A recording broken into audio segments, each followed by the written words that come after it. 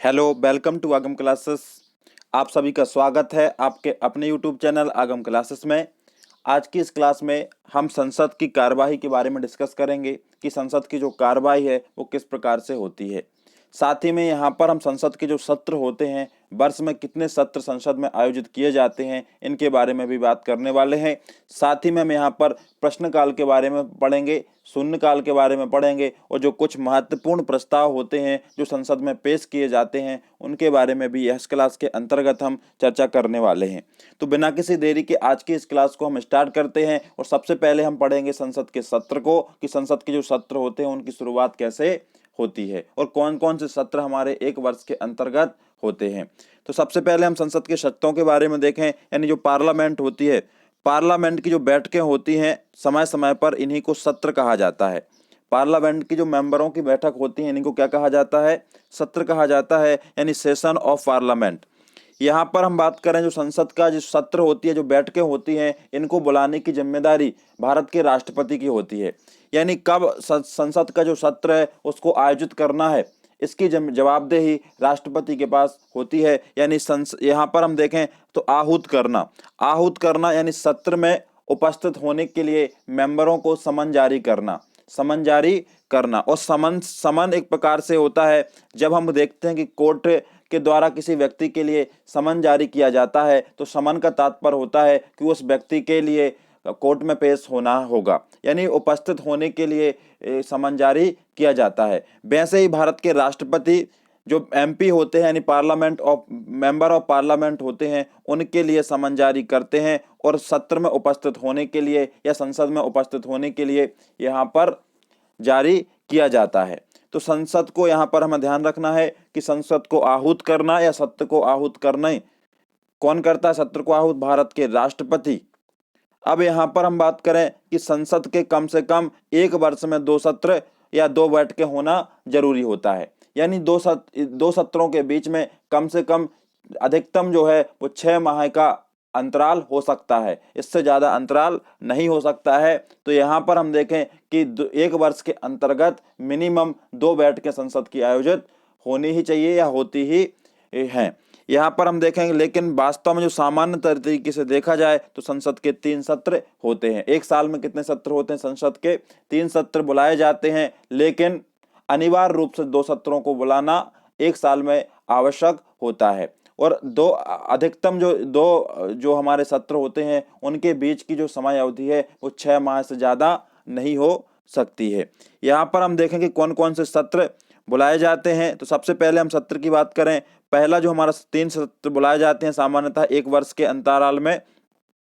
तो पहला जो हमारा सत्र है यह है बजट सत्र, या इसको हम बजट सेशन के नाम से जानते हैं। बजट सेशन में इस जो सेशन होता है ये हमारा फरवरी से लेके मई के बीच में चलता है और इसमें बजट पेश किया जाता है।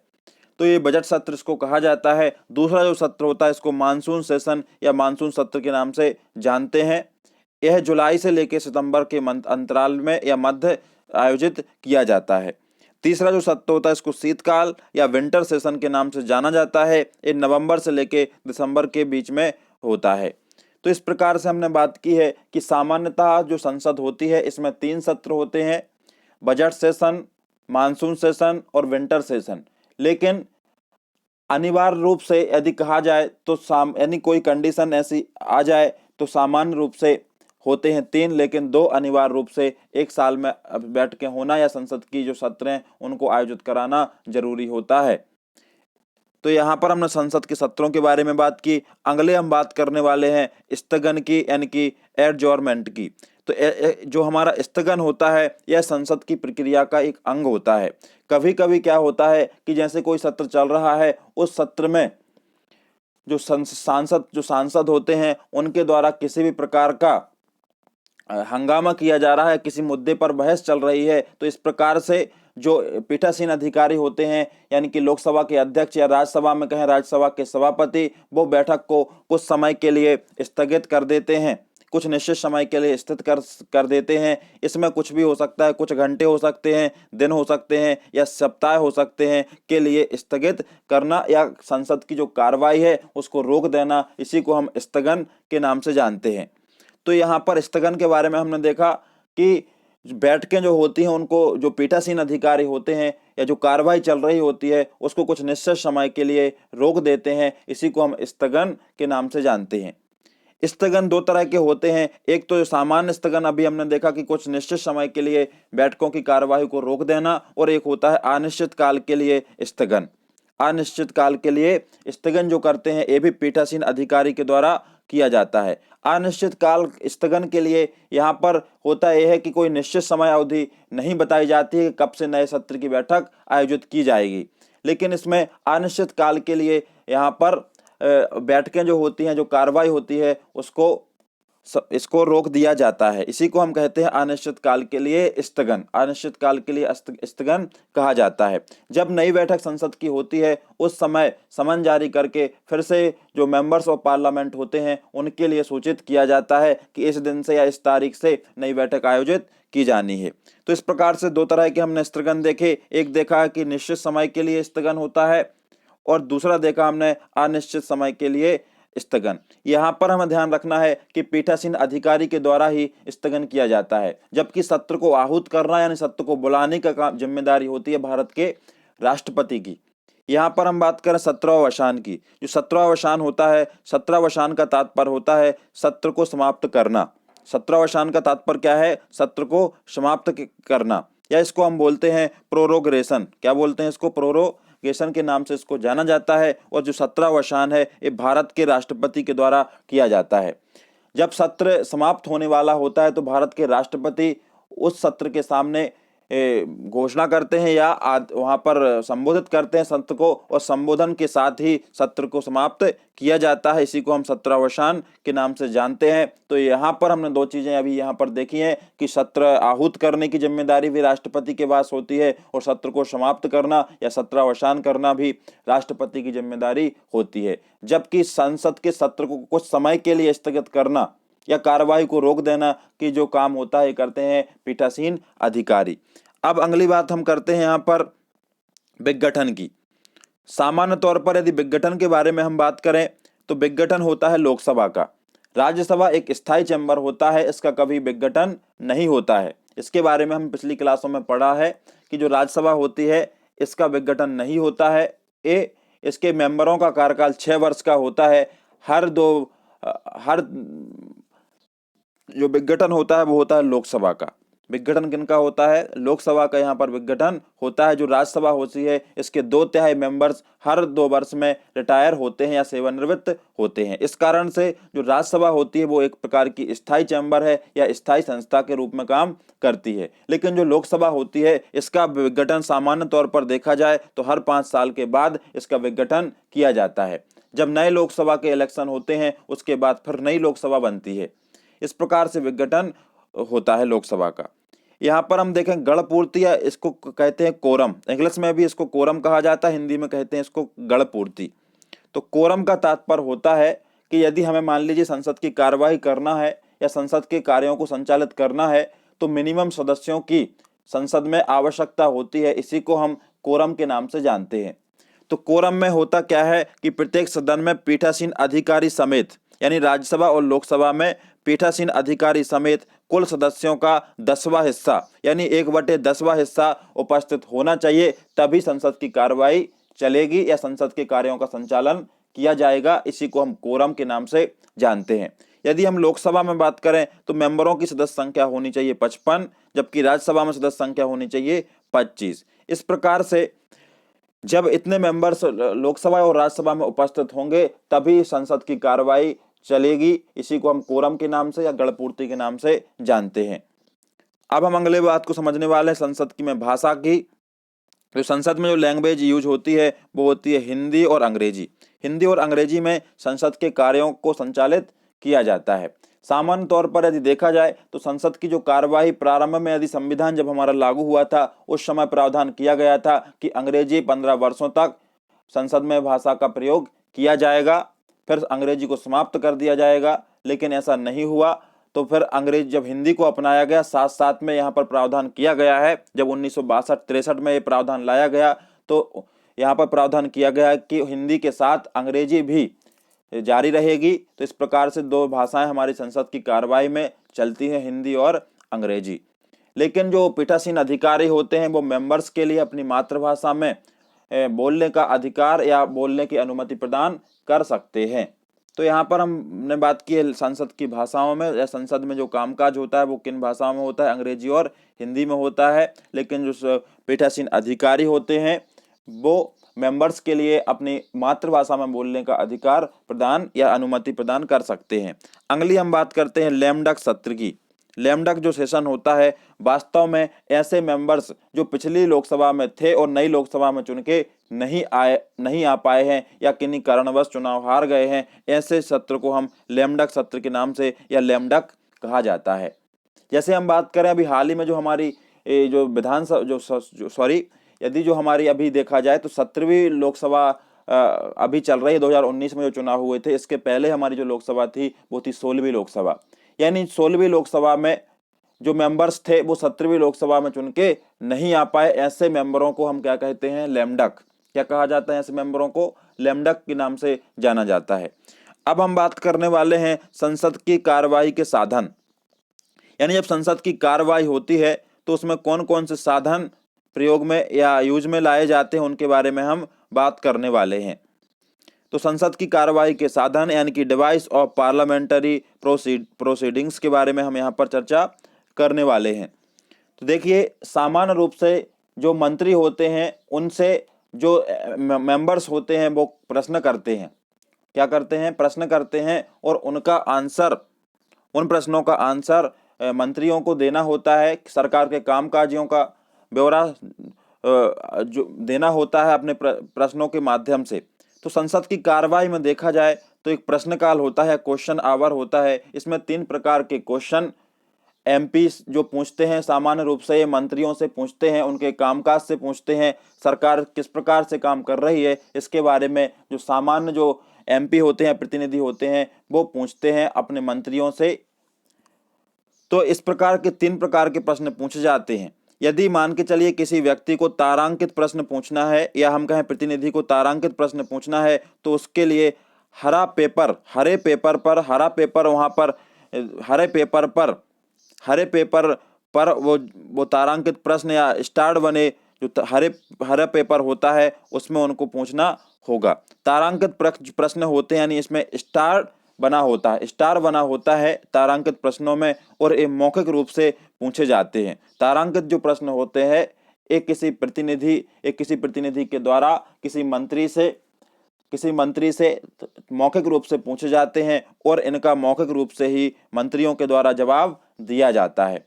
इन प्रश्नों में पूरक प्रश्न भी पूछे जा सकते हैं, यानी किसी जो प्रतिनिधि के द्वारा मंत्री से जो प्रश्न पूछे गए हैं, यदि उनके उत्तर से वो संतुष्ट नहीं है तो वो और भी पूरक प्रश्न वहां पर पूछ सकता है। यानी पूरक प्रश्न पूछने की, यानी जो सप्लीमेंट्री क्वेश्चन है वो पूछने की यहाँ पर परमिशन होती है। तो हरे पेपर पर ये पूछे जाते हैं मुख्य रूप से। यदि कहा जाए तो तारांकित प्रश्न। दूसरे हम बात करें सफेद पेपर पर जो पूछे जाते हैं उनको अतारांकित प्रश्न कहते हैं।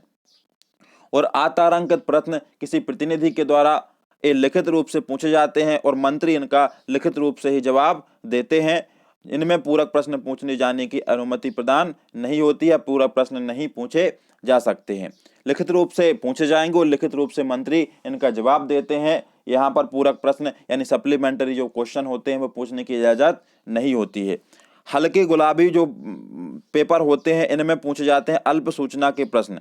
शॉर्ट नोटिस जो क्वेश्चन होते हैं अल्प सूचना के प्रश्न यहाँ पर पूछे जाते हैं, और ये लिखित रूप से एक प्रश्न पूछे जाते हैं, और मंत्री के लिए या जिस विभाग से संबंधित प्रश्न पूछा गया है उस विभाग से संबंधित उस मंत्री के लिए 10 दिनों का यहाँ पर समय दिया जाता है। तो इस प्रकार से ये अल्प सूचना के प्रश्न पूछे जाते हैं।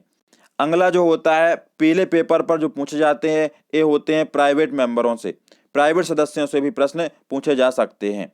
प्राइवेट मेंबर्स वे मेंबर्स होते हैं जो मंत्री नहीं है, ऐसे मेंबरों को यानी ऐसे सांसदों को हम प्राइवेट सदस्यों के नाम से जानते हैं। जब किन्हीं को प्राइवेट मेंबरों से प्रश्न पूछना है तो उन्हें पीले पेपर पर ये पूछने होंगे।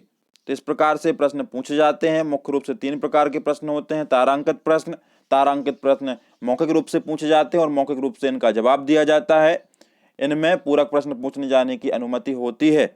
या पूछे जा सकते हैं। सफेद होते हैं, सफेद पेपर पर जो पूछे जाते हैं वो होते हैं अतारांकित प्रश्न, लिखित रूप से पूछे जाते हैं प्रतिनिधियों के द्वारा और मंत्रियों के द्वारा लिखित रूप से ही उनका जवाब दिया जाता है। पूरक प्रश्न पूछे जाने की अनुमति प्रदान नहीं होती है। हल्के गुलाबी जो पेपर पर पूछे जाते हैं वो होते हैं अल्प सूचना के प्रश्न। पीले पर पूछे जाते हैं प्राइवेट सदस्यों से भी प्रश्न पूछे जा सकते हैं। यहाँ पर हम देखें अगला आता है शून्यकाल। शून्यकाल का जो हमारा मूल संविधान है इसमें कोई प्रावधान नहीं है। ये संसद की कार्रवाई के दौरान 1962 से इसका प्रारंभ हुआ है। प्रश्नकाल के बाद तुरंत शून्यकाल का प्रारंभ किया जाता है संसद की कार्यवाही में। यदि हम देखें जो संसद का जो शून्यकाल का समय होता है ये सामान्य तौर पर जब संसद के जो सदस्य होते हैं उनका लंच होता है, संसद का लंच होता है, उसके पहले वाला जो टाइम होता है 1 बजे लंच होता है, उसके पहले 12 से 1 बजे का जो समय काल होता है इसी में शून्यकाल या 0 आवर पूछ के प्रश्न रखे जाते हैं। ये सामान्यतः 0 आवर के जो प्रश्न होते हैं या शून्यकाल जो होता है इसमें जो प्रतिनिधि होते हैं अपने क्षेत्र की समस्याओं के बारे में वहां पर सदन में प्रस्तुत करते हैं। अगले हम प्रस्ताव के बारे में यहाँ पर देखें तो प्रस्ताव कई प्रकार के होते हैं। यहाँ पर हम पहले प्रस्ताव की बात करें वो है कटौती प्रस्ताव। कटौती प्रस्ताव का मतलब होता है कि मान लीजिए कोई मंत्रालय है, किसी मंत्रालय में आवश्यकता से अधिक धन आवंटित किया गया। ऐसा जो संसद के सदस्य हैं उनको लगता है कि किसी मंत्रालय में आवश्यकता से अधिक धन आवंटित किया गया है, तो उस मंत्रालय के धन में कटौती करने के लिए संसद के सदस्यों के द्वारा वहां पर या संसद में जो सत्र प्रस्ताव पेश किया जाता है इसी को हम कटौती प्रस्ताव कहते हैं। यदि कटौती प्रस्ताव पास हो जाता है, यदि कटौती प्रस्ताव पास हो जाता है तो उस मंत्रालय की जो आवंटन राशि है उसको कम करना होता है, इसी को हम कटौती प्रस्ताव के नाम से जानते हैं। अगला जो होता है अगला है अविश्वास प्रस्ताव। अविश्वास प्रस्ताव इसको कहते हैं no confidence motion. No confidence motion के नाम से इसको जाना जाता है। अविश्वास जो प्रस्ताव होता है मुख्य रूप से विपक्षी पार्टियों के द्वारा अविश्वास प्रस्ताव और लाया जाता है और मुख्य रूप से सिर्फ लोकसभा में लाया जाता है, क्योंकि जो मंत्री होते हैं वो लोकसभा के प्रति सामूहिक रूप से उत्तरदायित्व उनका होता है। यानी कि जो अविश्वास प्रस्ताव है ये लोकसभा में लाया जाता है और यदि लोकसभा में अविश्वास प्रस्ताव लाया जाता है मुख्य रूप से इस सरकार को गिराने के लिए लोकसभा में लाया जाता है। तो लोकसभा में ये प्रस्ताव लाया जाता है और यदि ये प्रस्ताव लोकसभा के सदस्यों के द्वारा पास कर दिया जाता है तो यहाँ पर सरकार उस दिन से, जिस दिन से ये प्रस्ताव पास होता है उस दिन से सरकार गिर जाती है या जो मंत्री होते हैं या जो प्रधानमंत्री होते हैं उनको अपना इस्तीफा देना होता है। इस प्रकार से अविश्वास प्रस्ताव लाने के लिए कम से कम समर्थन में 50 सदस्यों की सहमति अनिवार्य रूप से होनी चाहिए, यानी 50 सदस्यों का समर्थन होना अनिवार्य है, तब ये अविश्वास प्रस्ताव लोकसभा के अध्यक्ष की अनुमति के बाद लोकसभा में पेश किया जाता है। तो लोकसभा में ये अविश्वास प्रस्ताव पास होने के लिए यानी 50% से 1% ज़्यादा वोट इसके सहमति में यदि डलें तब ये पास होता है। अगली हम बात करें कहाँ पर लाया जाता है, लोकसभा में, और इसके पास हो जाने से सरकार गिर जाती है। ये किसी मंत्री के, केवल एक मंत्री के विरुद्ध भी लाया जा सकता है और पूरी मंत्रिपरिषद के विरुद्ध भी लाया जा सकता है।